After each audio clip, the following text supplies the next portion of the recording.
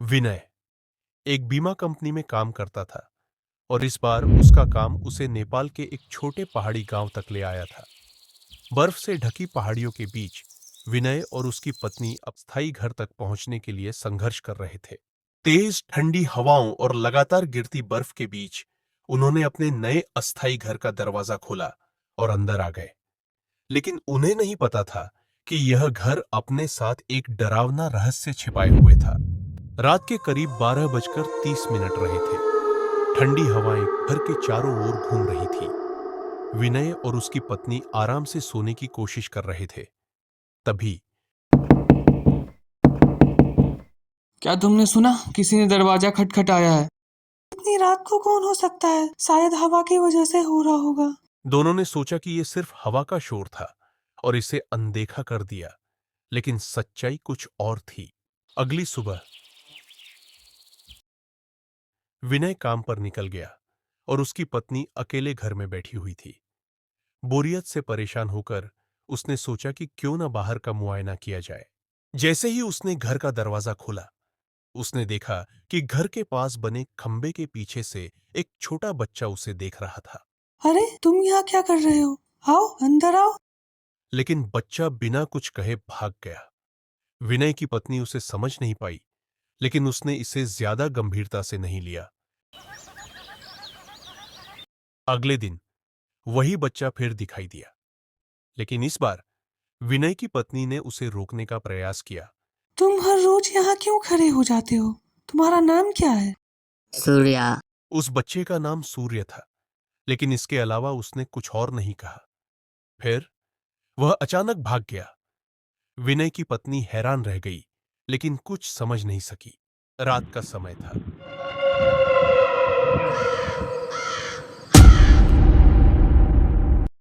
बाहर तेज बर्फीली हवाएं चल रही थीं। विनय और उसकी पत्नी अंगीठी के पास बैठे आग ताप रहे थे। तभी अचानक दरवाजा किसी ने खटखटाया। उन दोनों को फिर से लगा कि शायद हवा की वजह से ऐसा हो रहा हो। तभी फिर से किसी ने दरवाजा खटखटाया। इस बार खटखटाने की आवाज साफ आ रही थी। ये आवाज सुनकर दोनों डर गए, क्योंकि इतनी रात को, वो भी जान ले लेने वाली ठंड में, आखिर कौन हो सकता है। दोनों केवल एक दूसरे का मुंह देख रहे थे। अचानक दरवाजे के बाहर से धीरे धीरे रोने की आवाज आने लगी। तभी विनय ने जोर से आवाज में बोला, कौन है बाहर? कुछ देर तक आवाज तो नहीं आई, पर बाद में एक धीमी सी आवाज आई, दरवाजा खोलो, कृपया दरवाजा खोलो, बहुत ठंड है। दरवाजे के बाहर से एक बच्चे की आवाज आई। विनय और उसकी पत्नी हैरान थे। ये वही आवाज थी जो विनय की पत्नी ने उस बच्चे की सुनी थी। वह दरवाजा खोलने जा रही थी। तभी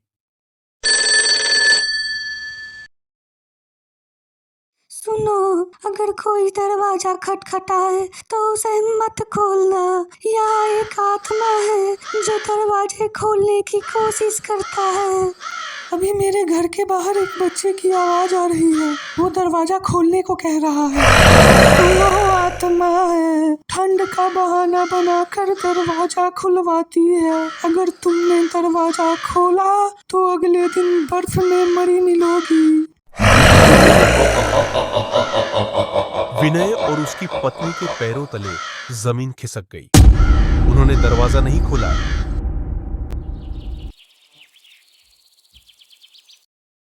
अगले दिन विनय और उसकी पत्नी पड़ोसन के पास जाते हैं और आत्मा के बारे में पूछते हैं। कई साल पहले एक बच्चा ठंड में मर गया था। उसकी आत्मा आज भी गांव में भटकती है और दरवाजा खुलवाने की कोशिश करती है। अगर कोई दरवाजा खोल दे तो उसकी जान चली जाती है। विनय और उसकी पत्नी को यह सुनकर सन्नाटा छा गया। जो बच्चा हर दिन उन्हें दिखाई देता था, वह असल में एक भटकती हुई आत्मा थी। विनय और उसकी पत्नी गांव छोड़कर चले गए, लेकिन उनकी जिंदगी में यह अनुभव एक गहरी छाप छोड़ गया। कभी-कभी ठंडी हवाओं की आवाज आज भी उन्हें उस आत्मा की याद दिला जाती है।